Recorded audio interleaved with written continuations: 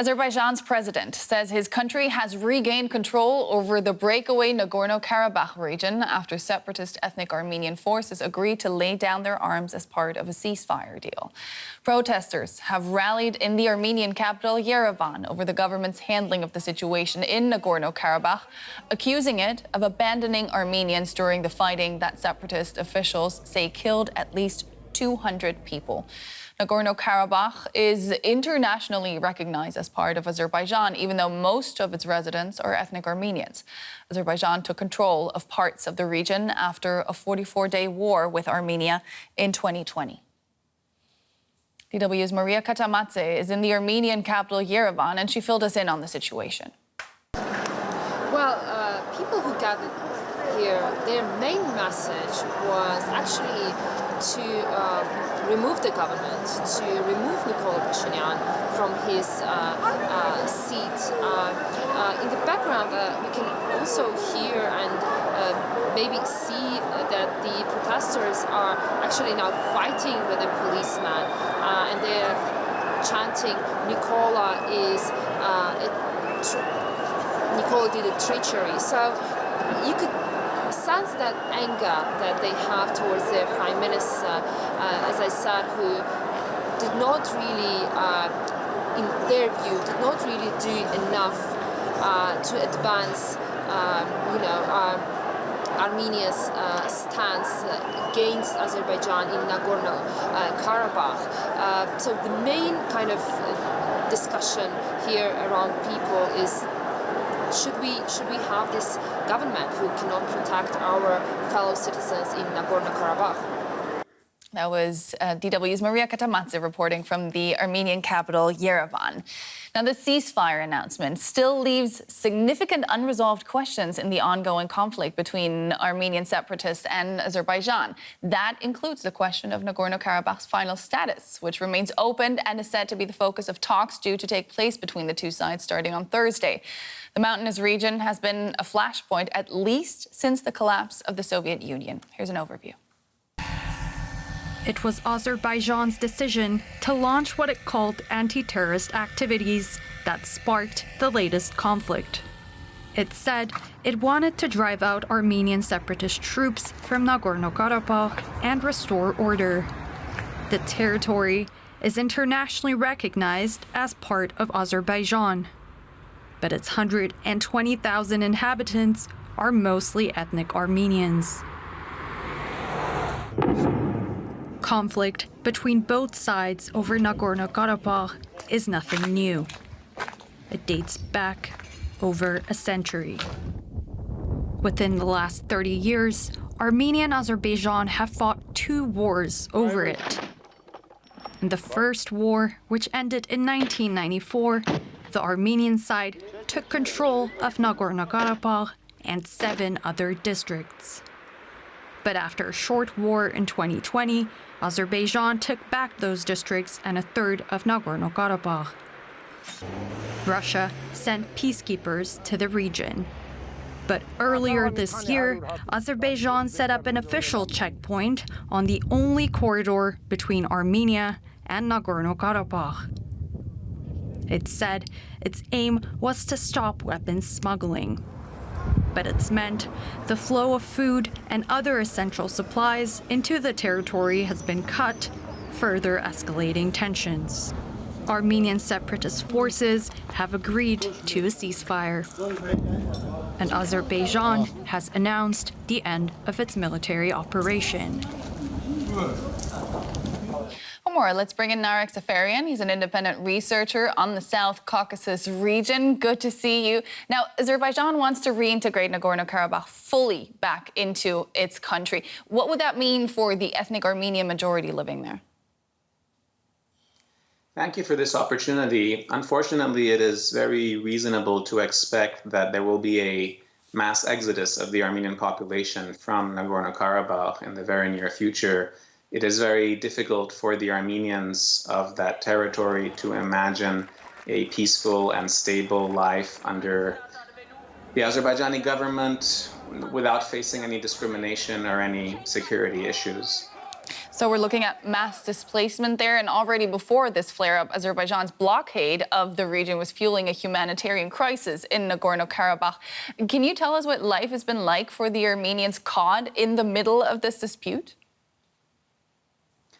It has indeed been a very difficult time. There were some supplies left over once the blockade began. So for at least a few weeks or a few months, there was still, flour for bread or fuel for vehicles. But over time, the partial blockade became a full blockade, and there was hunger and disease that began spreading, especially in the urban areas. This is a process of reintegration through violence and extortion. It does not bode well for the stability of the region. Russia has announced its peacekeepers will act as mediators in talks between Armenian separatists and Azerbaijan. But haven't they lost all trust and credibility by allowing this last ceasefire to break down? Indeed, the only external power with real presence on the ground has been Russia for the past 2 centuries, let's say, but certainly after the 2020 war. But there have been so many violations of that ceasefire. Sometimes Russian mediation has improved the situation, but certainly yesterday it seemed like the Russian peacekeepers were purposefully not being involved. And the rhetoric from Moscow, from the leadership and from the media in Russia suggests that the Kremlin does not intend to intervene very, very forcefully in this issue. The UN Security Council is going to discuss the situation. What role do you think can the UN have in building stable peace in Nagorno-Karabakh? Indeed, there is mobilization here in the United States. The Armenian American community is pushing for very concrete policy matters. It is, as I mentioned, very difficult to imagine a stable Armenian population in Azerbaijan. So some kind of international mechanism, some kind of mediation, most preferably through a UN Security Council resolution, might at the very least create an atmosphere of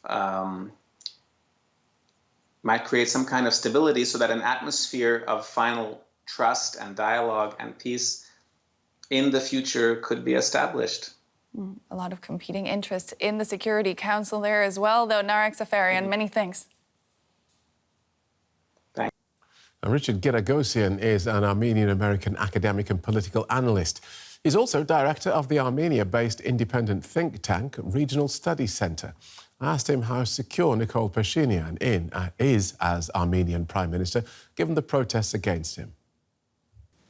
I would say the Armenian government as a whole and the Prime Minister individually is significantly more secure and less threatened, for the simple reason that this agreement was reached and signed by the Armenian representatives from Nagorno-Karabakh.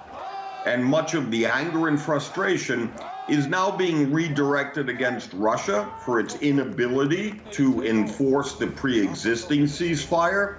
And this Armenian government was also re-elected despite losing the war in 2020. So there's a degree of self-confidence. So why does Russia appear to have forsaken Armenia in this fight?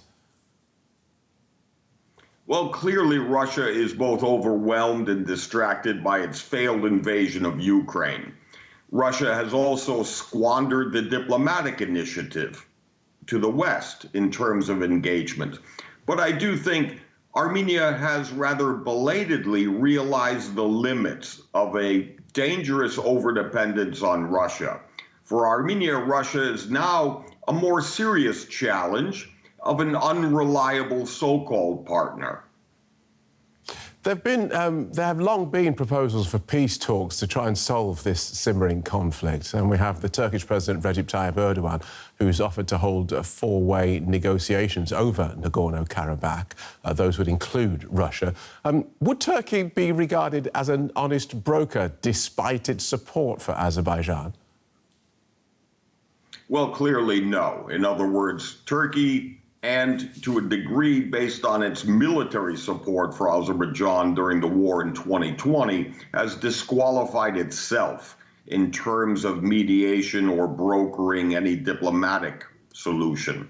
This is much more, I would say, based on the political will of the parties, direct parties to the conflict itself, the democratically elected leadership of Nagorno-Karabakh and the authoritarian Azerbaijani authorities. So if not Turkey or Russia, then who? Because this has been going on for ages. Yes and no. In other words, the recent breakthrough in the post-war situation, we see a degree of rare progress based on two developments.